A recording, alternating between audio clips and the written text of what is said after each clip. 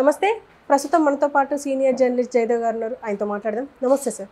నమస్తే sir, YCP fire బ్రాండ్లు టెన్షన్లో ఉన్నారు అని చెప్పేసి చాలామంది అంటున్నారు. ఈవెన్ ప్రెస్ మీట్లో కూడా అనిల్ యాదవ్ కూడా మాట్లాడారు, ఓడిపోతాం మేము అన్నట్టుగా జస్ట్ అట్లా మాట్లాడారు. ఈవెన్ రోజైతే నగరిలో చూసాము, ఏడ్చుకుంటూ మరి మాట్లాడారు. అసలు ఏం జరుగుతుందంటారు వైసీపీకి? వైసీపీలో ఒక రకమైన నిరాశ కనబడుతున్నట్టుగా అనిపించింది. ఎందుకంటే నిన్న మొన్న వార్తల్లో కూడా మీరు చూశారు, ఐపాక్ట్ వాళ్ళకి పొలిటికల్ స్ట్రాటజీగా ప్లే చేసిన వాళ్ళు అర్ధాంతరంగా ఆఫీస్ మూసేసి వెళ్ళిపోయారని, అలాగే ఎవరు సజ్జల గారి అబ్బాయి సజ్జల భార్గవ్ గారు సోషల్ మీడియా ఇన్ఛార్జ్గా ఉన్నారు కదా, ఆయన కూడా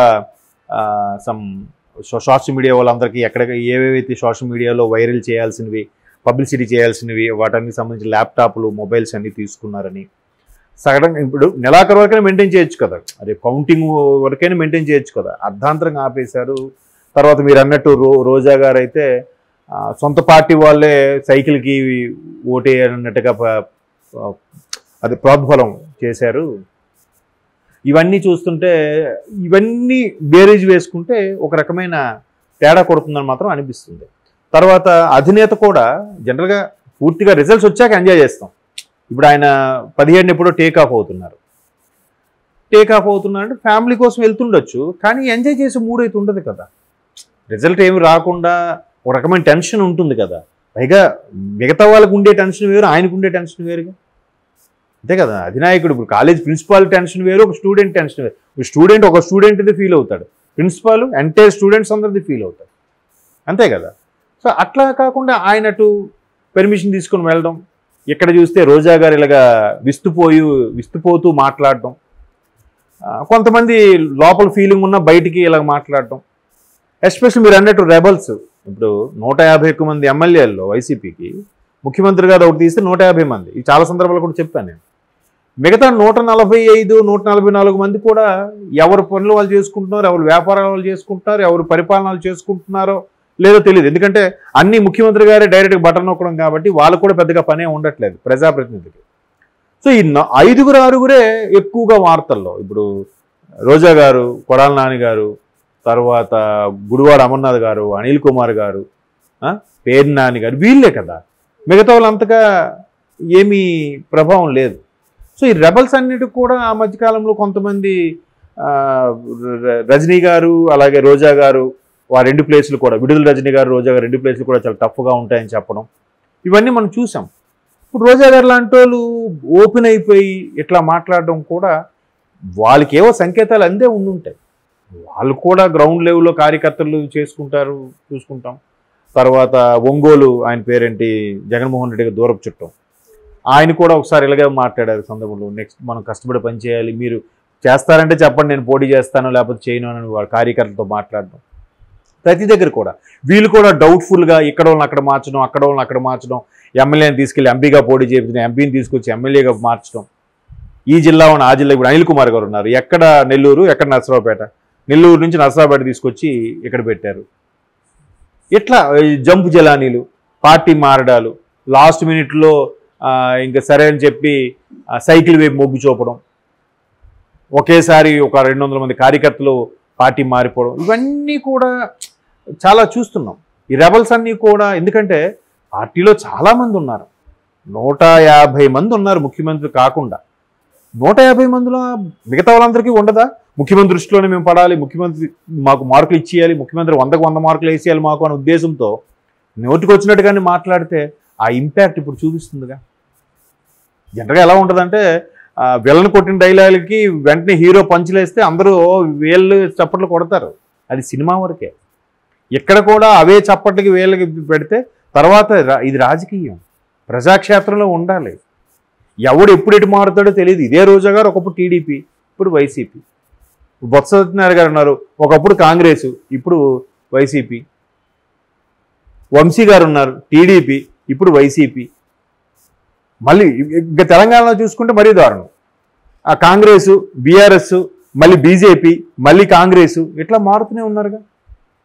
అందుకే అందరితో ఎక్కువగా నోరు పారేసుకోకుండా లౌక్యంగా ఉంటే ఎప్పుడు ఎవరైతేనే వెళ్ళచ్చు, ఒక ప్రొఫెషనల్లా చూసుకోవచ్చు, మంచి మీద వెళ్ళిపోయామనుకోండి, పార్టీ వెళ్ళాడు. ఇప్పుడు రేవంత్ రెడ్డి గారు ఉన్నారు, టీడీపీ నుంచి మంచిగా వెళ్ళిపోయారు, కాంగ్రెస్లోకి వెళ్ళారు, ఈరోజు ముఖ్యమంత్రి అయ్యారు. ఆయన టీడీపీతో విభేదాలు లేవు, అంత మాత్రం చంద్రబాబు గారితో ఇష్యూస్ ఏమీ లేవు. ఆయన అదే చెప్పాడు, నాకు గురువు కాదు, ఇది కాదు, కొలీగ్స్ మేము, నాకు ఆయనతో ఏ ఇబ్బంది లేవు, ఏ పొరపచ్చాలు లేవు, మంచి మీద వచ్చేసిన. రేపు మంచి మీద వేరే దానికనే వెళ్ళొచ్చు. నోటుకు వచ్చినట్టుగా నోరు పారేస్తే రేపు మళ్ళీ అదే దాంట్లోకి వెళ్తే ఎలా ఉంటుంది? రేపు తెల్లారు వేస్తే మొఖాలు చూసుకోవాలిగా. సో ఇట్లా ఆ మార్కులు వేసేస్తాడు, మనకేదో పదవులు ఇచ్చేస్తాడు, కట్టలు ఇచ్చేస్తాడు అనుకుంటే నోటికి వచ్చినట్టు మాట్లాడితే ఇట్లాంటి పరిస్థితులు ఏర్పడతాయి.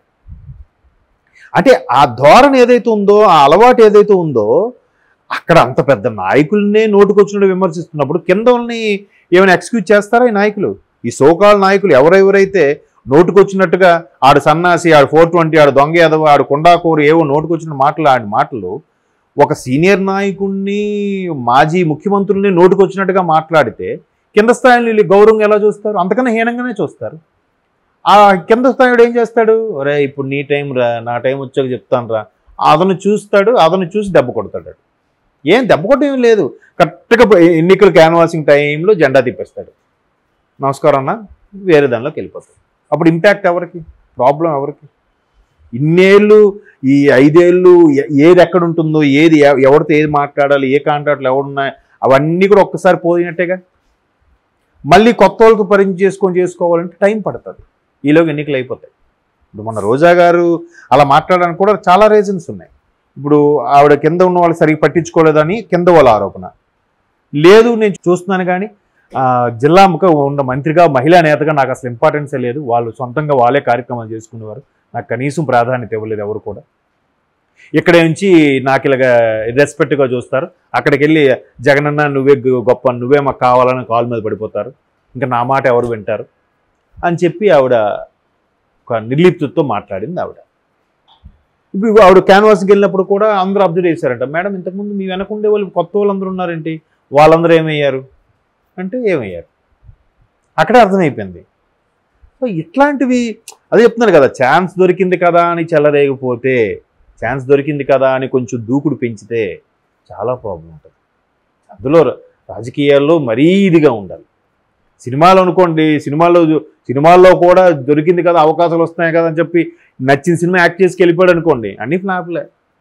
అలాగే చాలామంది తెరమరుగైపోయిన ఎంతమంది ఉన్నారు, పెద్ద పెద్ద మంచి యంగ్స్టర్స్ వరుసగా వచ్చి ఒక 18-19 సినిమాలు తీయడం, తర్వాత ఏమవుతాడో తెలియదు. తర్వాత ఏదో బిగ్ బాస్లోనో లేదంటే ఏదో ఆ పండగ పూట ఒక ఫంక్షన్లోనో ఏదో టీవీ ప్రోగ్రాంలో కనబడుతున్నాడు అంతే. సో అందుకు చాలా ఆచితూచి జాగ్రత్తగా మాట్లాడుకుంటూ వెళ్తే, ఇక్కడ కాకపోతే అక్కడైనా రేపు పొద్దున పనికి వస్తాం, అక్కడ కాకపోతే మళ్ళీ ఇక్కడైనా అవకాశం వస్తుంది. జాగ్రత్తగా వెళ్ళాలి, జాగ్రత్తగా మాట్లాడాలి. ఏం కాదులంటే ఎప్పుడు ఒకటిదైనా టైము, ఎప్పుడు ఒకే ప్రభుత్వం ఉంటుందా, ఎప్పుడు స్టార్ ఒకేలాగా రన్ అవుతుందా? అవ్వదు కదా. సో ఇట్లీ చేసుకోవడం తెలియాలి. అందుకే అంతా చాలామంది ఒక్కసారిగా ఇది కళ్ళు నెత్తికెక్కిపోయి అంటారు, కొంతమంది వాపును చూసి బలుపు అనుకుంటున్నారు అంటారు. ఇవన్నీ కూడా జాగ్రత్తగా ఆచితూచి అడుగేయాలి. చాలా లౌక్యంగా, చాలా సమస్ఫూర్తిగా మాట్లాడడం అనేది రావాలి రాజకీయాల్లో. అది లేకపోతే ఎక్కువ కాలం మనుగడలో ఉండలేరు.